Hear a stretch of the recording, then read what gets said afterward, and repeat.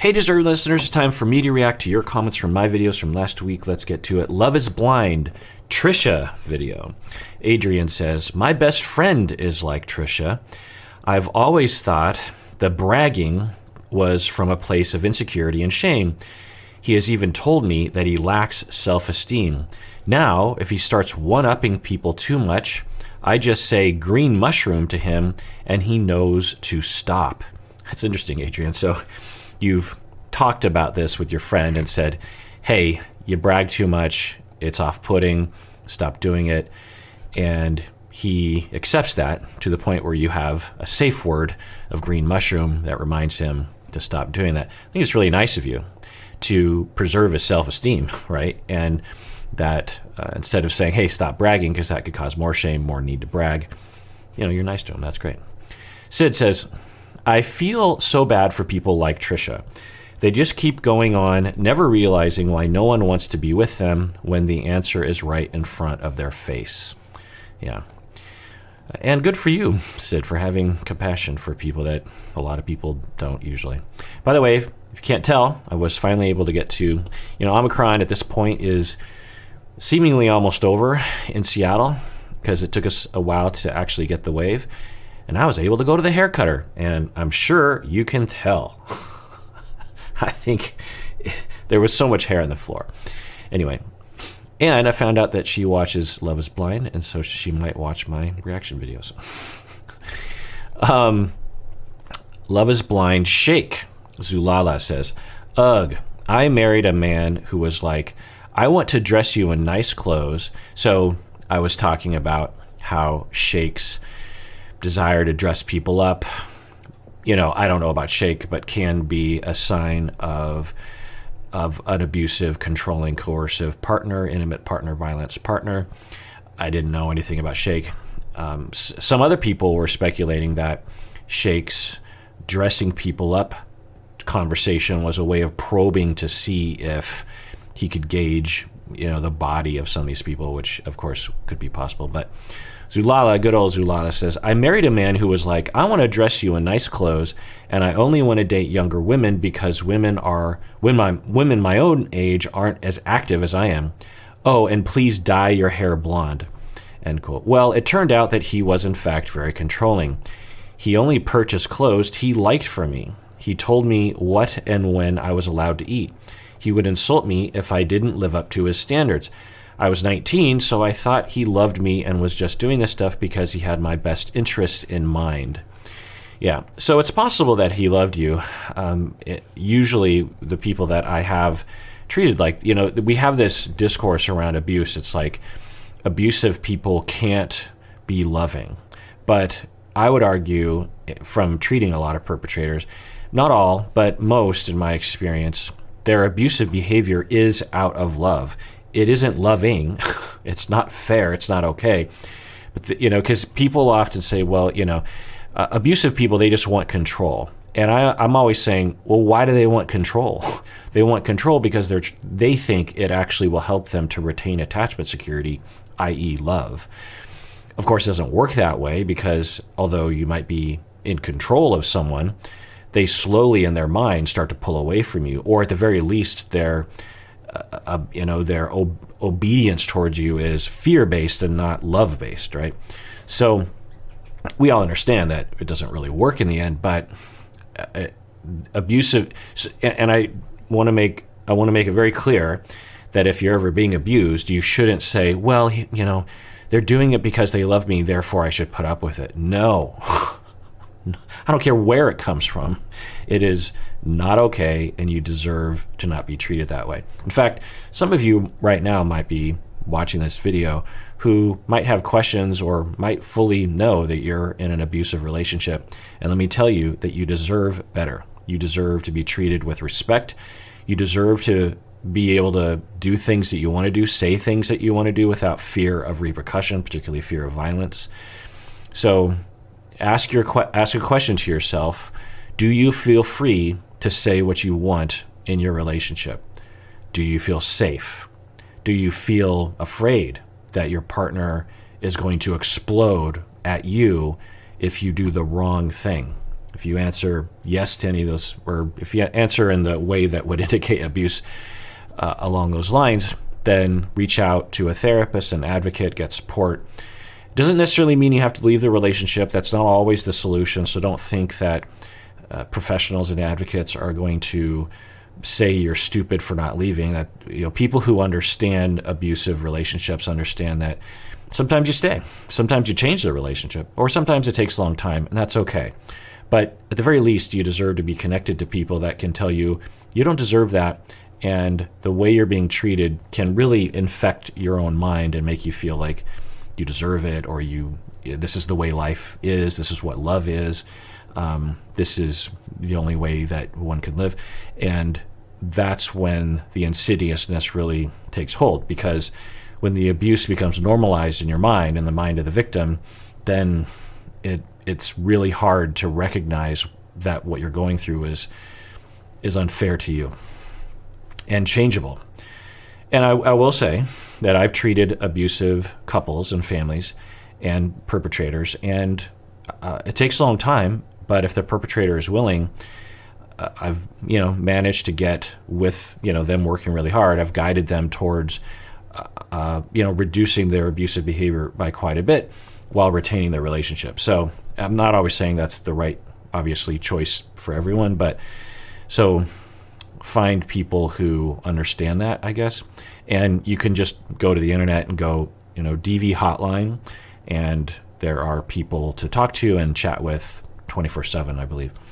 Love is Blind, Shane, Natalie, and Shayna video. Rebby says, in response to the scarcity thing, so I was talking about how I wonder if being on Love is Blind creates this scarcity bias, like when it's Black Friday after Thanksgiving here in the United States, and there are only 3 TVs that are on sale, and people are willing to be violent with their people in their community because they want that TV that is 20% off or something.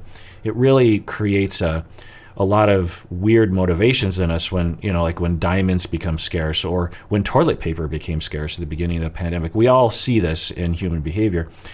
And so what's going on, and is that involved in Love is Blind? Because you can't go through Tinder. It's like there's 15 people, and if you don't find someone, and if no one likes you, then you're going home empty-handed.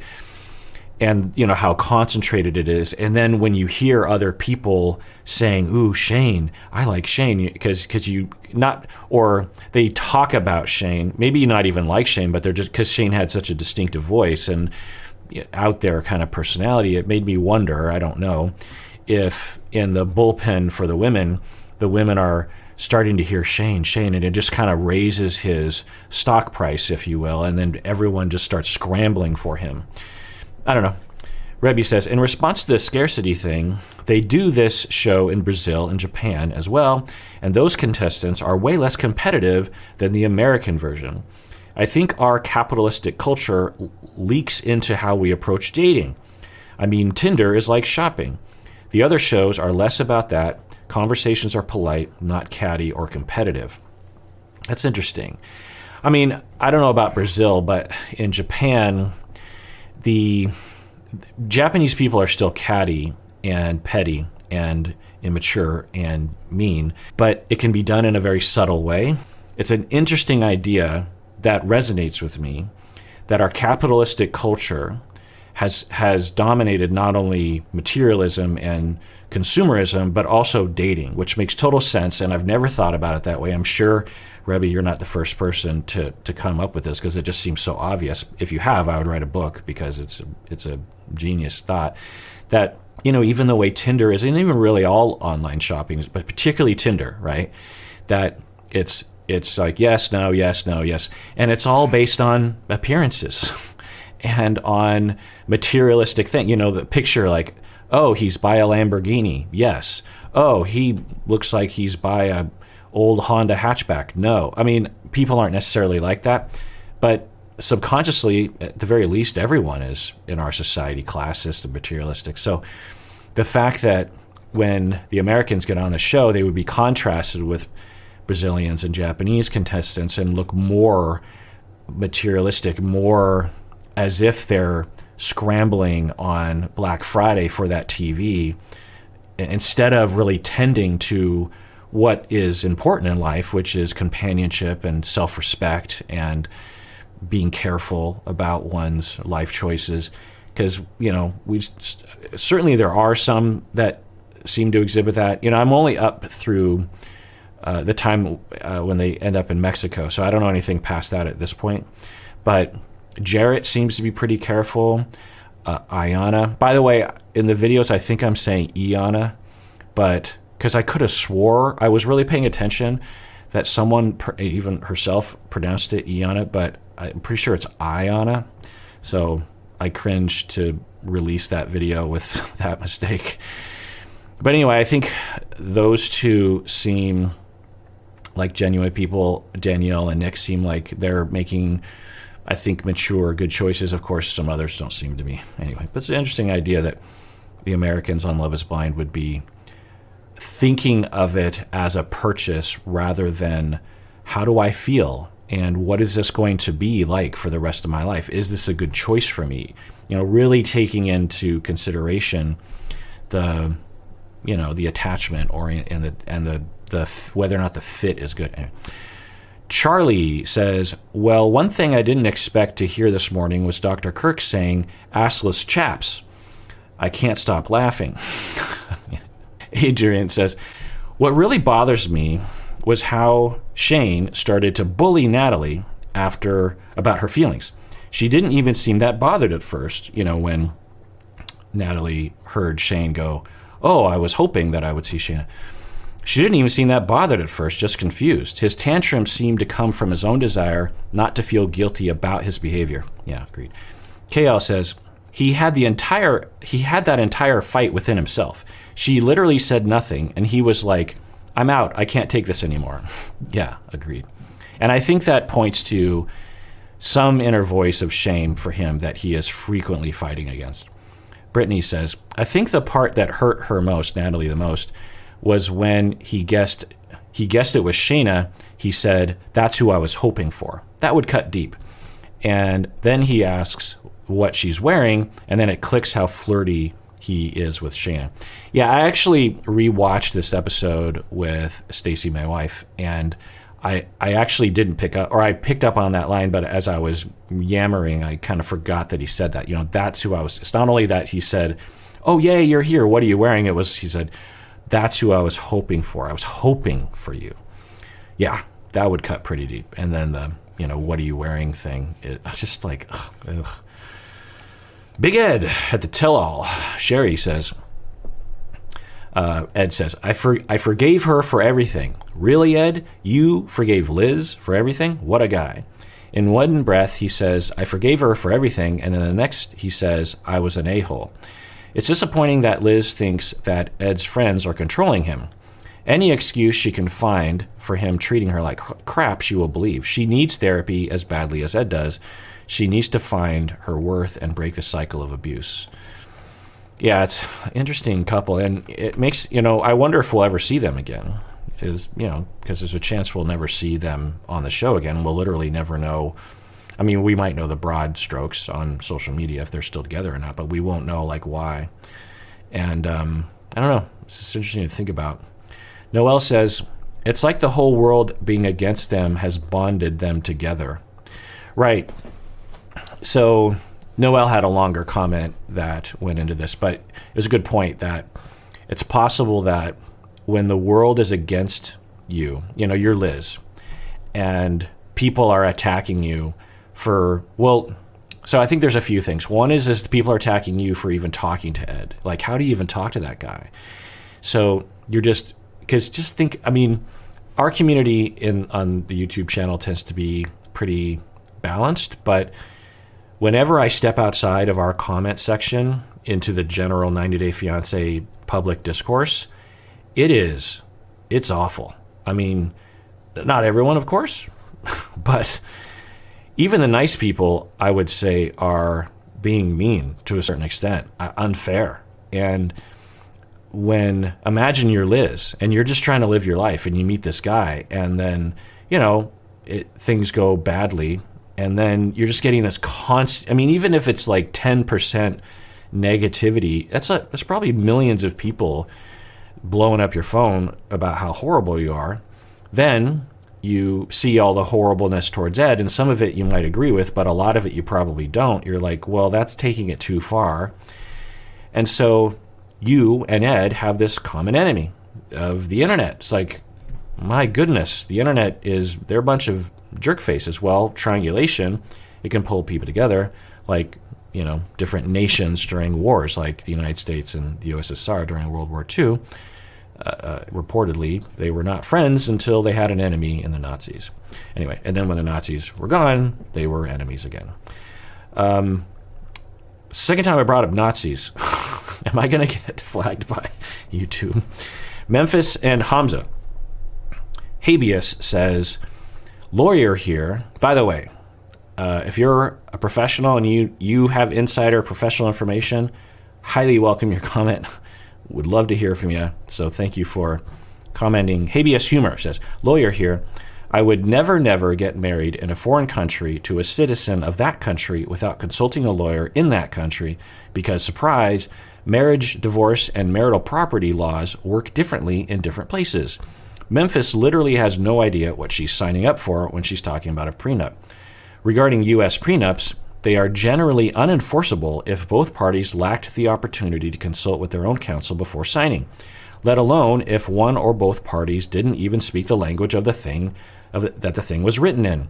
Regarding immigration laws, they would apply regardless of whether there is an enforceable prenup. A K-1 or green card sponsor remains financially responsible for the sponsee. Right, that's interesting. I didn't know that, but that makes a lot of sense. That for even if Hamza did sign it, that it might not necessarily be upholdable because, one, he didn't consult counsel, he wasn't allowed to, it's not written in his language, and in his country, where they get married or where he's from, there are different laws that apply to him. And even if there was an enforceable prenup, and say, he didn't work or something after divorce, she would still be responsible for accounting for any public assistance that he absorbs because that supersedes a prenup, according to Habeas Humor, which of course makes sense. I mean, that would be the fair thing, right? And it's always interesting hearing from lawyers, because we have all these myths, right? That like, well, you sign the contract, so, the deal is done. And when you actually talk to lawyers, they're like, well, yes and no. Like, what were the circumstances around the signing? Is it reasonable to expect that the signer really understood what they were signing up for? And I know this to some extent because in my field of therapy, we have, and even being a professor, there are laws, federal and state laws, that will regulate things. Like, for example, you can have a client, all clients have to sign a disclosure statement, as if when you're a therapist, there's a certain amount of disclosures you have to disclose to your clients before beginning the relationship so that they're properly informed on their rights to privacy, the exceptions to privacy, HIPAA laws, that kind of thing. My dog is barking. And there are many other things. But and so we have this form that we often develop, and then clients will sign it. Well, what will happen sometimes is therapists will say, I need you to sign my disclosure statement, just sitting there in the session. The client will say, oh, well, do I need to read this? And then the client or the therapist will say, like, well, not really. I mean, I just need you to sign it. And then the client signs it, hands it back. And the therapist thinks, well, they signed it, so done deal, job done, I can walk away. And then later, if something happens and it comes to people's awareness that the disclosure was administered that way, even though the client signed it, it can make the signing void because, or, not, habeas, the language, I don't, can negate the the there's some word here that I'm looking for. Anyway, point is that it makes it so that the signing doesn't matter legally, and you can be in trouble. And so I, as a trainer and supervisor, spend some time talking with my trainees about how to make sure that the client really understands what they're signing. Not only that that you give it to them well in advance so they can read it, and two, that you actually you have to verbally check in. So when you read that section, did you understand it? Do you understand these 4 things? And then you need to document that you did that, because how would you demonstrate? You can't just go off. Well, I'm pretty sure 5 years ago I did that. If it's in the notes, then, it's usually believed. So anyway, one of the things I know a lot of therapists are listening out there, take note of that. And some therapists will be like, but I don't know how to do that. And I'll say, yeah, well, it's because no one trains you to do that. Like, there's a lot of things like this that are very practical, very important, that professors just don't pay attention to. They might tell you you're supposed to do it, but they don't actually show you an example. They don't walk you through it. They don't check in later. And so this is one of those things that often falls through the cracks. It's not likely to cause a huge problem. I mean, therapists are actually rarely sued, contrary to popular belief. But, it's not hard to do. And when you do it, then you really cover one of your bases anyway. And plus, the other thing is that the important thing about the disclosure statement is that the clients deserve to know a number of things. There's a number of things they deserve to know in order to be an informed client. That's the ethical thing. Plus, it's just fair. You don't want to be a jerk face as a therapist. And so that's why we do this. The disclosure is there because it actually helps the client. You verbally tell them because you really want them to understand their rights and a number of other things. And you want to document that you did it because it's just the right thing to do. It's like, hey, you're about to go on this, bungee jumping ride. I just want you to know that if you do this, this, and this, that could raise the risk of danger. It's just important to tell people about things. Anyway, Wildflower says, Memphis. Memphis may be extremely pragmatic, but there is a way to be pragmatic while also being considerate and aware of your partner's feelings. Memphis is talking down to him like a child. Yeah, it's hard to know exactly how Hamza is receiving it, but the way she jumped to, well, I'm just not going to marry you, and this relationship is over unless you file a prenup. Like how quickly she went there, and she's done it a number of times, and we've seen other people on the show do it as well, where they'll just very quickly, because there's this inherent. Because it's not like Hamza is making those threats. He's not saying, hey, if you don't do this, then I'm not going to marry you. So when we see these one-directional threats of, it, and you do this or we're done, over seemingly kind of lesser things that should require that, it'd be fine if they said, look, you need to stop abusing me or we're done. Like that would make sense. But you need to sign this prenup or we're done. Like just how quickly they go to that. Especially when it's one direction, particularly if it's from the American, right? Because there's this underlying idea of power, that the American holds the power of employment and the green card and all that stuff, right? That someone pointed out last week during the comment section that Hamza comes from part of the world where the unemployment could be as high as 50, 60% or something for young people.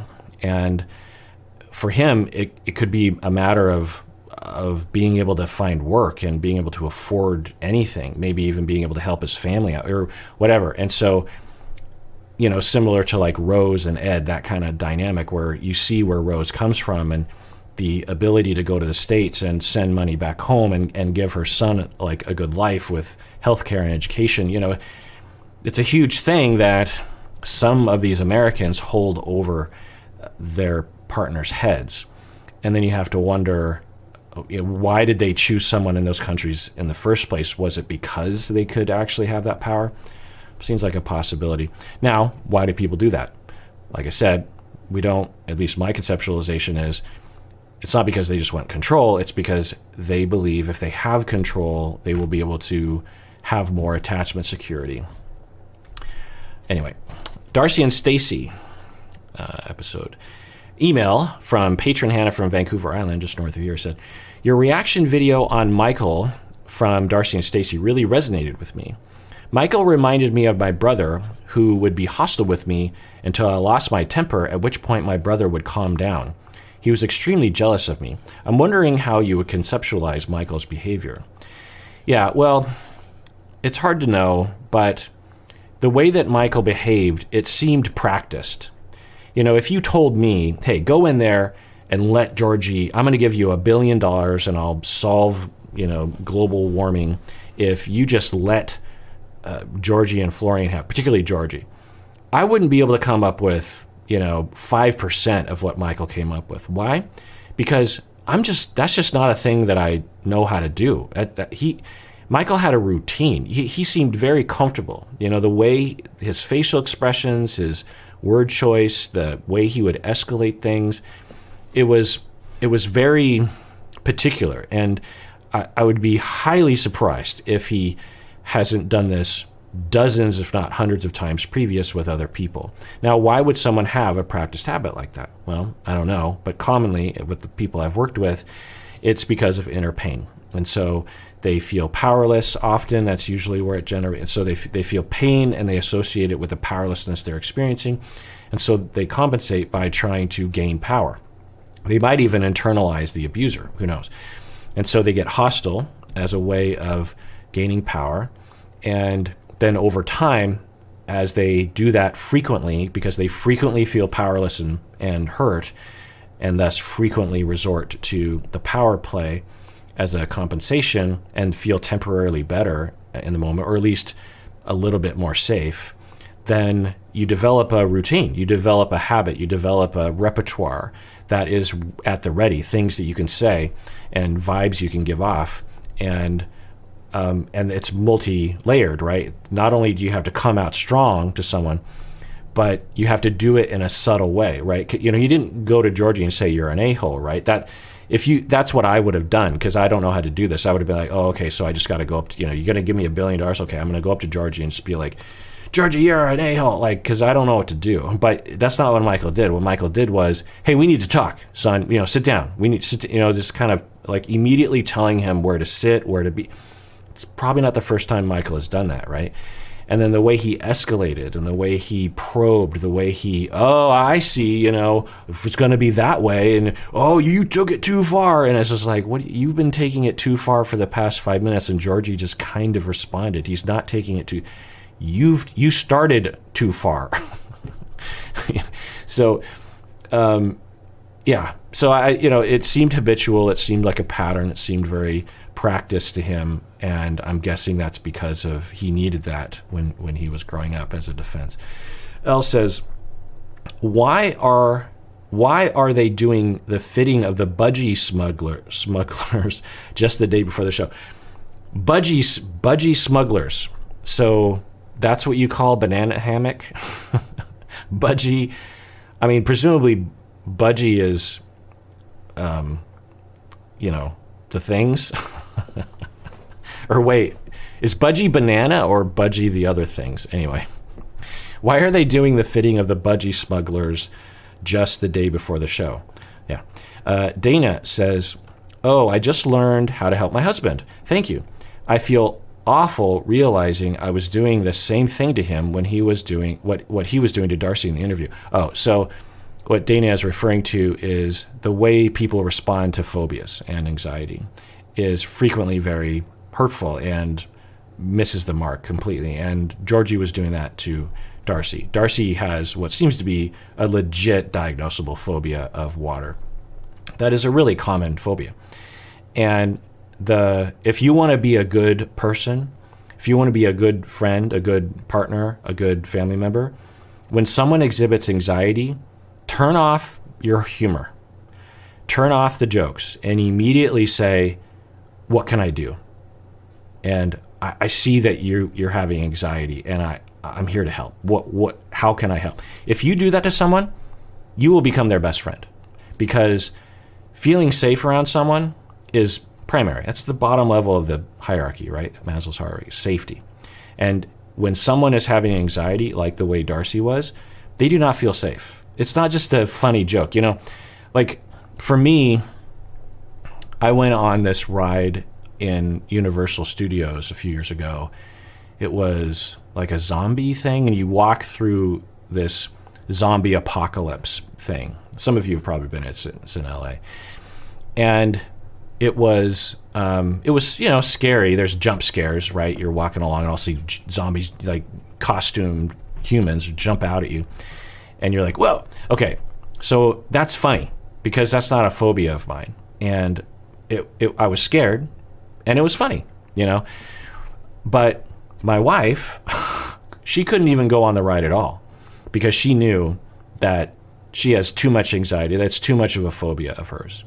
She'll say, well, it's related to when she was young or a teenager or a younger adult or something, and she went on one of those things, and someone actually put hands on her, which, can traumatize someone. Anyway, point is that her anxiety is real about that.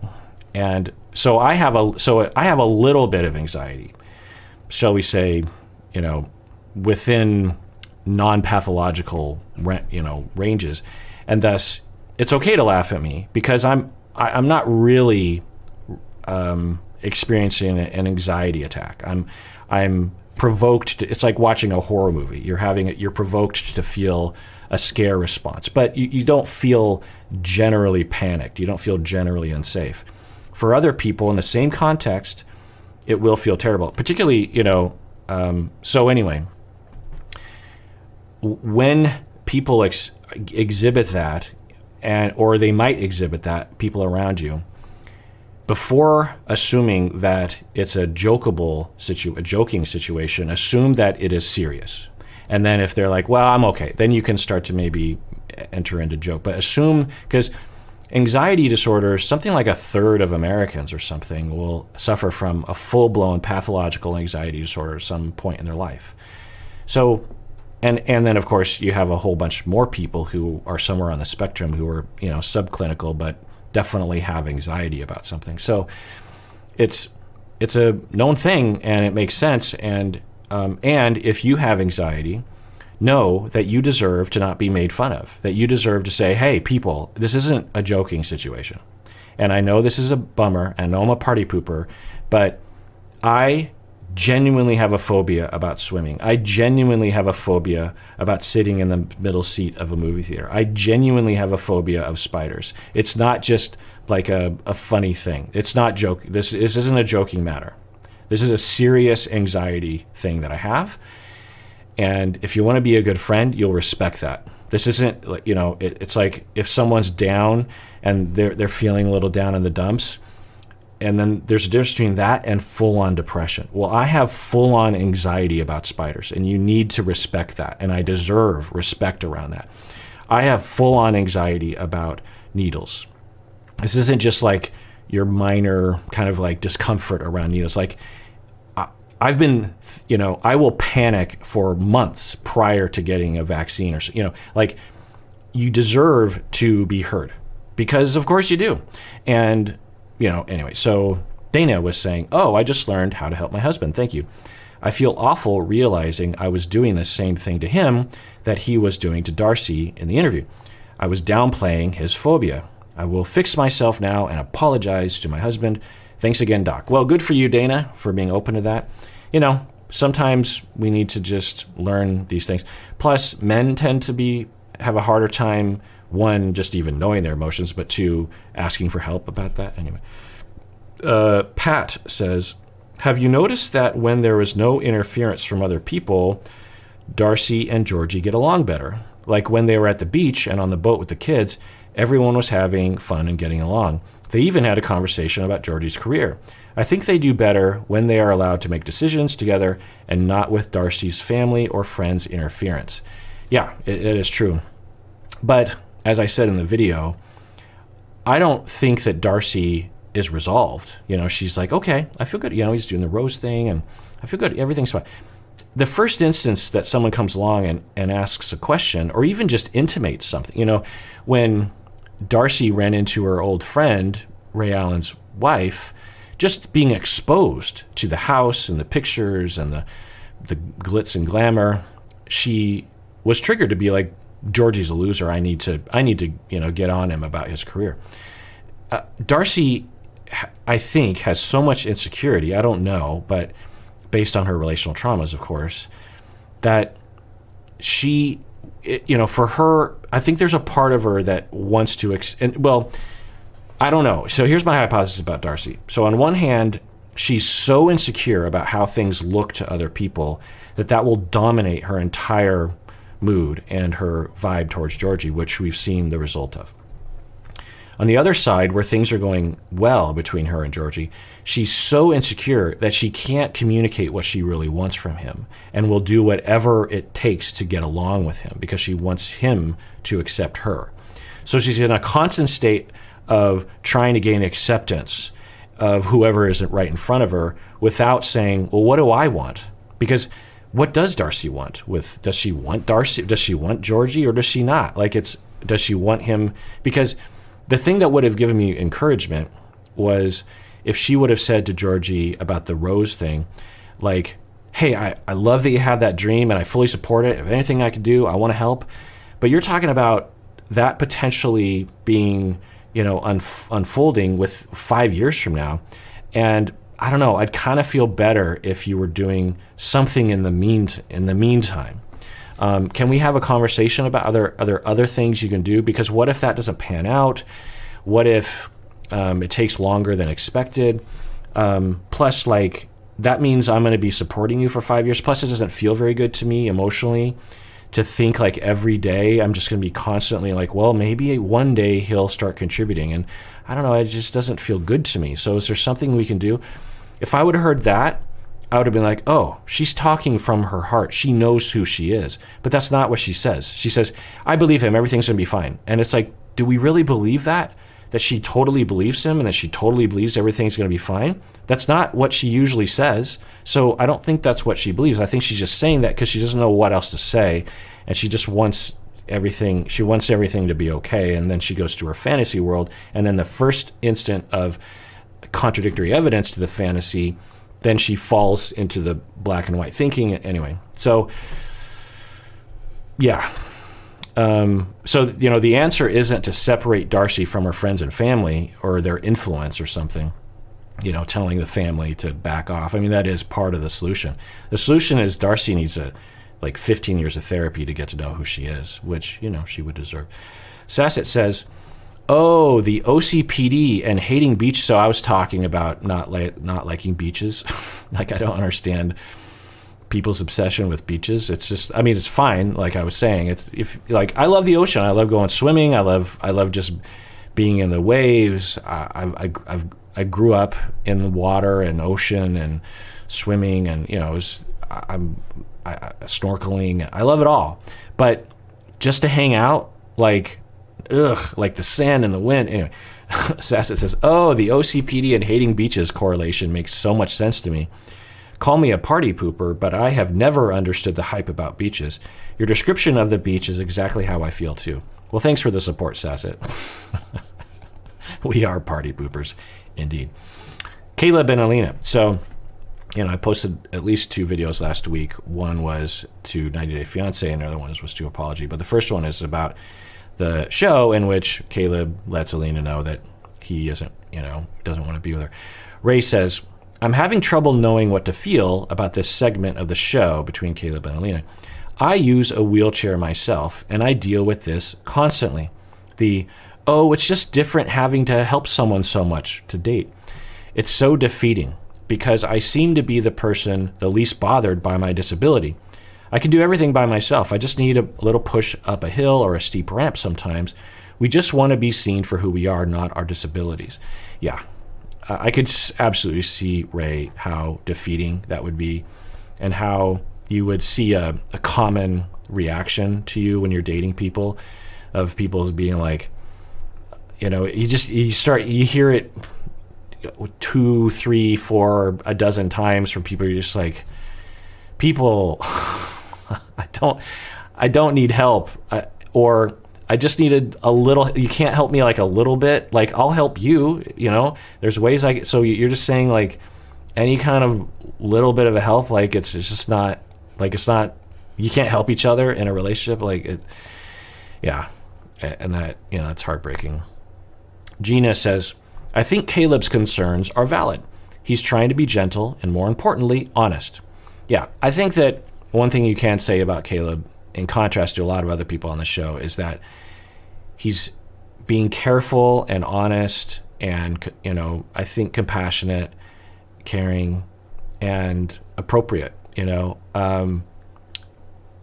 So you can say that. You can also say other things as well, and I think some other people are going to get to that. Tracy says, as a person with a disability that is invisible, I faced some of the same challenges when meeting someone new. My 10-year marriage ended because my husband could not accept my pervasive fatigue. And by the way, Tracy, I'm so sorry you suffer from that. I mean, fatigue is the worst. Chronic fatigue, for whatever reason, I mean, it's so demoralizing and so debilitating and just the worst.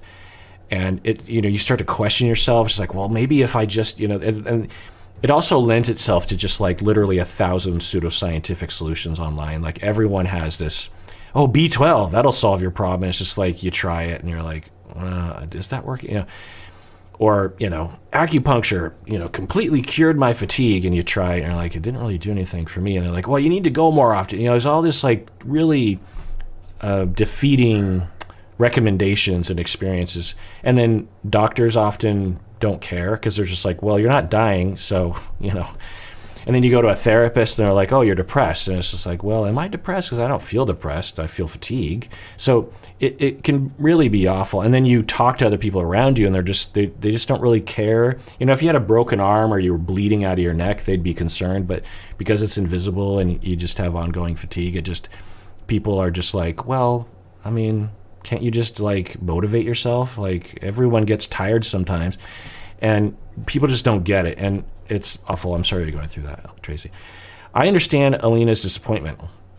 However, it's better that Caleb tells her now rather than later. I wish my ex-husband had told me instead of resenting me for something I had no control over. Yeah, sorry you went through that. Seclusive says, as someone who has a disability, although mine are invisible and mental, I think that Caleb voiced his inside thoughts. It's good that he knows himself and that he is being honest with himself, but you don't have to tell someone the whole truth. I'm not advocating for lying, but if you're not planning on sticking around and the problem is something out of their control, it feels cruel to make it the focus point. Disabled people already know there are more challenges when it comes to dating them, and I think he could have worded it a lot more gently and avoided reopening a wound that obviously cuts her deep. Yeah, seclusive. That's like a perfect way of putting it, I think. And I don't know if I said it during the reaction video, but it was a thought in my mind of just like, so it's a debatable thing because it's hard. It's just a hard situation because on one hand, right, as you're saying, exclusive, it's like, well, I'm not advocating for lying, but you are kind of advocating for considering withholding the truth, which is kind of lying by omission, right? So, but the points you bring up are, I think, important to consider when you're breaking up with someone is if you're not planning on sticking around, because especially if it's something that they can't change about that. If it is something they can change, it's like, well, you're kind of a racist. But if it's something that they can't change, the person already kind of knows probably, right? And you could really give someone a complex by going, well, and so why not just say, if you're Caleb, yeah, I'm just not feeling it, which is another point that I don't think I went into. That I was, Stacey was watching the show and we were talking about it while we were walking the dogs, and my wife said something like, by the way, I've always tried to get her on the show. She would be great, particularly during the Darcy and Stacey modeling stuff, since she's a model. She's done runway and all that. She's done all the modeling, the magazine covers, the book covers, the what else? Commercials, regular acting. She's done it all, and so she has a lot of things to say about that, all that stuff. And so I think she'd. But anyway, she doesn't want to be on the. She's adamant, and I've been bugging her since the beginning of the podcast. Anyway, so she was saying, well, you don't have to. No. What she was saying was, well, okay, he was concerned about her being a little person, which, is a difference. You would have to adjust for sure. It's fine. But if you really loved someone, you would have overcome that, right? And that's a good point. That what Caleb maybe should have really focused, like, consciously he's thinking, well, there's these things that it's hard to adjust to. But I think if he gave it a little bit more thought, he would have said, well, I must not just be really into her. I must not be in love, because if I were, I would look past this. I would be like, well, yeah, I mean, I've got to adjust, but I want this person. I'm in love with this person. And he could have just focused more on that. He could have just said, like, hey, I'm just not feeling it. I'm just not feeling that spark. He could have left out the detail about, that he went into. But it's debatable, because I think for some people in Alina's shoes, they might say, well, I don't want people to lie to me. I don't want to be pandered to. I can take it. It'll suck, but I'd rather know than wonder, was it my personality? It's a hard thing to figure out, is the point. But I think, like with ethical codes in my field, there are things to consider and maybe get guidance from other people before you make the leap. And pure honesty might not always be the best policy. Anyway, in that situation. Rock Arena says, I felt really bad for Alina at the end. It was hard and cruel. It was a hard and cruel reality.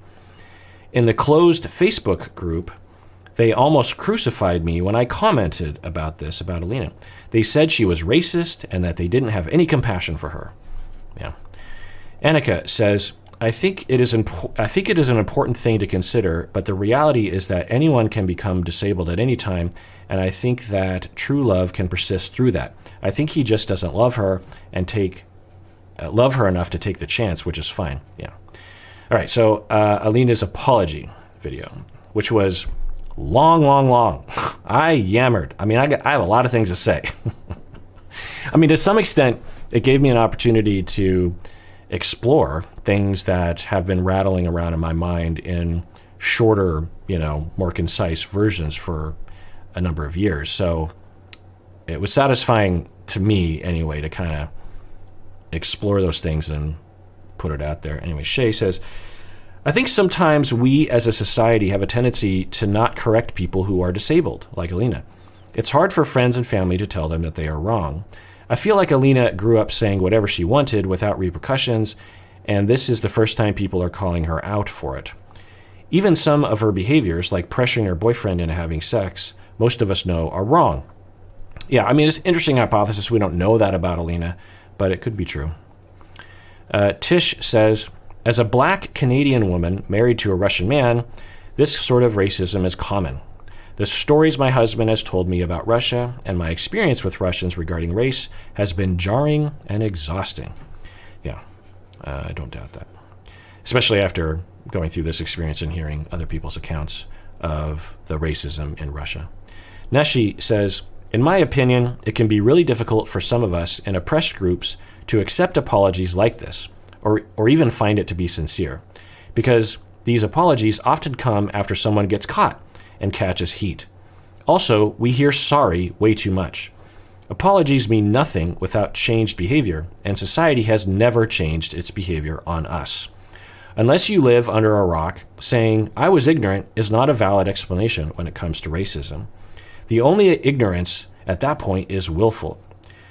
But I'm not mad at Alina, nor disappointed in her. To be mad or disappointed means I had to expect more from her. I don't expect that much of strangers. As you mentioned in the video, we've known about racism our whole lives because we've experienced it our whole lives. And at this point, things like this are expected. It's sad, numbing, and expected. Yeah, absolutely. Thanks for sharing, Neshi. Callie says, it makes me feel better that you went along with the jokes when you were young. It makes me feel better that you went along. So I was talking about how when I was, well, even not so young, I think what Callie is specifically referencing is when I was a kid and I was going along with racist jokes against Asians because I was just like, I didn't know what else to do. So Callie says, it makes me feel better that you went along with jokes when you were young. I'm Native American, and to this day, I wish I was brave enough to have stand up to my friends when I was younger. Yeah, I mean, it's one of the insidious things about racism is that it makes us feel bad, and then it makes us feel ashamed for not having the right reaction, because there's not a lot of ways to react to racism that is, universally satisfying, because you either say nothing because you don't know what to say, or you're afraid, or you're at your work, you're afraid of being fired or whatever. And so you feel ashamed of yourself for not saying anything, or you say something and you come across as hostile or nasty, and everyone is looking at you like, oh, that person's a nasty person.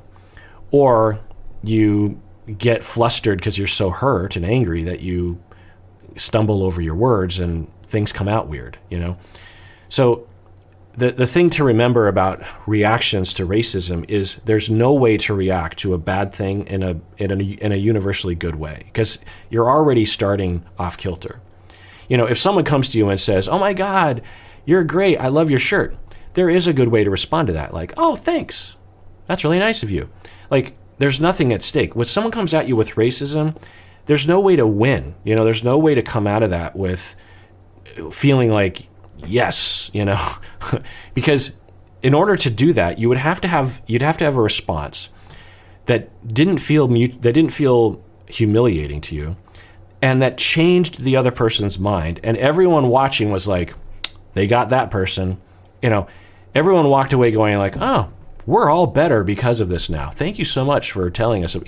That never happens. And so there's no way to, and then of course, when we think about the way that we typically react to these kinds of things, particularly if we were young, like a kid, imagine, I'm just trying to imagine what I would have said back then, like to all these white boys. I would have said like, so I'm just trying to think like what I could have said from my 15-year-old head, it would have been something like, hey, I get, I consider you all to be my friends, but even just saying that, it's like, that's presumptuous. I could have been called out for like, I'm not, because it was a larger group of boys. And so some of the guys in the group would have been like, well, I don't know. They probably all would have said they were my friends anyway. So I said, I consider you all to be my friends, but when you make fun of my Asianness, already I can just imagine them halfway through this thing launching into a racist joke about me. Like it was so pervasive. They're not super considerate. And one of the ways that at least me and my friends bonded was through essentially like bullying each other occasionally. So there's just no way that they would have stopped. And maybe one-on-one, if I would have had a conversation and said, hey, I just want to let you know, like, racism against Asians is pretty bad, and I've experienced it my whole life. And so when you make jokes, I get that you're not really trying to get me, but it gets under my skin, and I never know what to say. So if you could not, I could see maybe that working, but I cannot imagine me having the maturity or the self-esteem to have said such a thing when I was that young. There's just not, I just can't envision it. So, and in fact, the pervasiveness of the ideas that underlie racism were such a part of my way of thinking. Like, I made fun of Asians. I made fun of people who weren't white. I made fun of everything because I was just trying to fit in, and I believed all those things. And I also didn't believe, like, when I became a therapist in my mid-20s, a good part of my education at Antioch was about racism. And I remember talking with my professor, and she was Gwen Jones, by the way. She was a really great professor who I eventually was her colleague because I ended up being hired as a professor there. But I wrote something along the line in a paper to her that I hadn't experienced that much racism. Basically saying, like, it's not really a thing in my life. And she questioned that. And I remember being upset about that. I remember thinking, like, how do you know what I've experienced? Like, you're not Asian, one, and two, like, you don't know what I've been through. But as time went on, I started recognizing, because one of the things about, especially racism against black people, it's hard to not notice it in certain communities. Racism against Asians it's harder because it's more subtle, especially when it's like one of those, well, Asians, they're hard workers. It's like, well, okay, I'm a hard worker, but then it's like, well, you're pigeonholing people, you're stereotyping. Yeah, I mean, it's nice. It's not a horrible thing to say about a group of people, but it's objectifying them. It's dehumanizing them into like just like ants or robots, and as if they're all the same, as if they don't have three-dimensional qualities, like where maybe not all Asians are good workers, because they're not, because you're literally talking about 4 billion people. You can't say anything about half the planet and have it applied to even like, a majority of them. Anyway, so except, certain human needs and blah, blah, blah. Anyway, but my point is that at the age of 15, if someone would have come to me and said, you don't deserve that, I would have said, what are you even talking about? I think I just wouldn't have known, Even in my 20s, I didn't really know. And so on one hand, what I'll say about this, about racism for me, is that it wasn't terrible. It wasn't as bad as it would be for someone who was black or native, on average. And it's shown in the data as well. So I will say that it's not like for me at the age of 25 to be like, well, it didn't really affect me. It wasn't like I was delusional. But I was blind and had internalized a lot of things and had made a lot of excuses to fit in, because I lived in just a white dominated, I didn't have anyone I had one Asian friend, but his parents he was Vietnamese. His parents were so strict, I never saw him outside of school. And so, although he was a good friend, and I'm guessing he had a very similar experience that I did, probably even worse than me because he was full Asian. And anyway, I'm rambling. But Callie, from your comment, I think you and me and many others look back and feel like, why didn't I say something? And that is victim blaming, because we're already a victim and we're just trying to survive. And sometimes it is the best answer to say nothing. And that's okay, because there's no way to win. And it doesn't make you weak, and it doesn't make you a part of the problem. It means you're just trying to survive minute to minute. Tinder Swindler says, Tinder Swindler, the episode Cthulhu, says, I was actually feeling like Umberto at the beginning of the documentary. I was so annoyed at what I perceived as greediness in a way, but after a while I just realized that some women dream of this sort of life, even if to me it all seems like a superficial life. Some people are attracted by the personal jet, the super costly car, watch, house, whatever, and that's what annoys me. Maybe because I'm at a point in my life where I'm angry at the world for COVID, rich people getting richer, people getting poor everywhere in the world, global warming and nobody caring about it, etc. And seeing this waste in this documentary and people going after it makes me even more angry. Yeah, Cthulhu, from the video of my discussion, I think I can relate to. Ashel says, diving a bit deeper into the incel part of what Berto was talking about and being upset, because I was talking about how Umberto, his reaction watching this at the beginning was he was angry at the women for being attracted to Simon Leviev, because for him, he's like, how am I supposed to compete with that? This guy is super rich, or at least is acting that way, and he's just drawing all the women to him.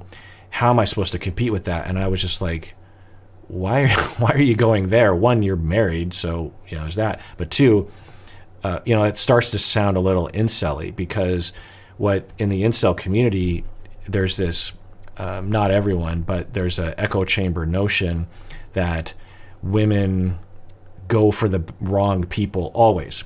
And it's like, no, they don't. I mean, one, Berto, you're married. A woman liked you to marry you and is still married to you.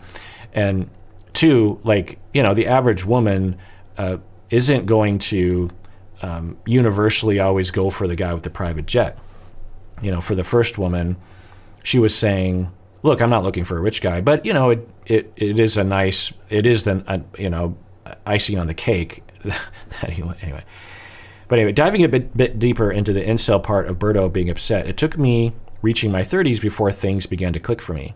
The woman that would be interested in either the billionaire or the dude with the muscles on muscles is likely not a partner I would have wanted. Younger me, though, was just desperate for a companionship of any kind, irrespective of how genuine or lasting it would be.